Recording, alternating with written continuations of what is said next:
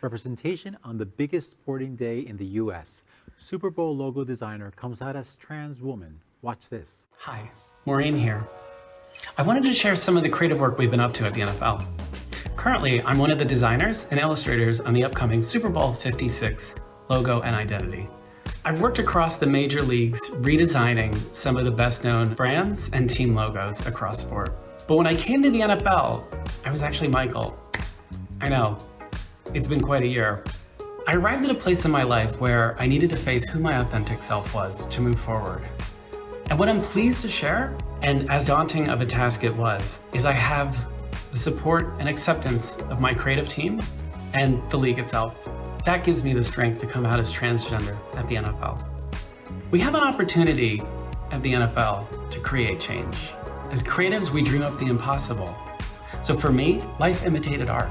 I stand here rebranded as my authentic self. Just like when we designed the Super Bowl, we reflect that city's unique culture and attitude. The visual changes, but the soul is the same.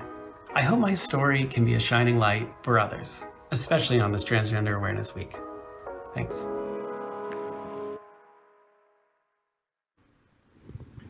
Maureen Raish, the lead designer of the logo for next year's Super Bowl, has come out as transgender woman. Raish shared her identity in a video posted to Twitter for the recent Transgender Awareness Week.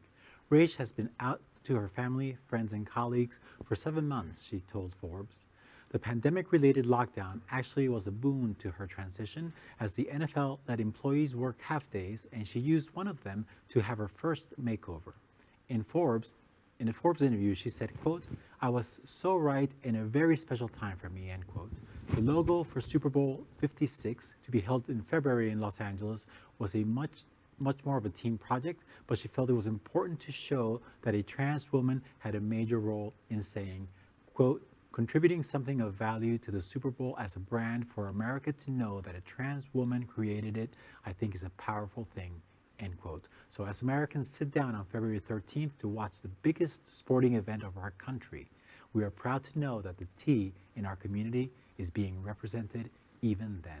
I don't know about that. You go, girl. What an accomplishment. You know, I have a design background, and to have your work featured on the stage like that, phenomenal.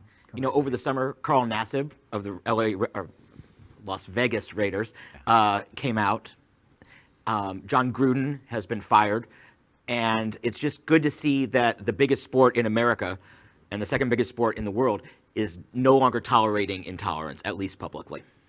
Right, and I think that it's important that something that is seen as such a masculine endeavor, and just being gay is sort of seen like intrinsically tied to femininity when it really shouldn't be, and seeing like representation in something that is like also seen as so masculine is like super important. And I think that it's awesome that's really being shown.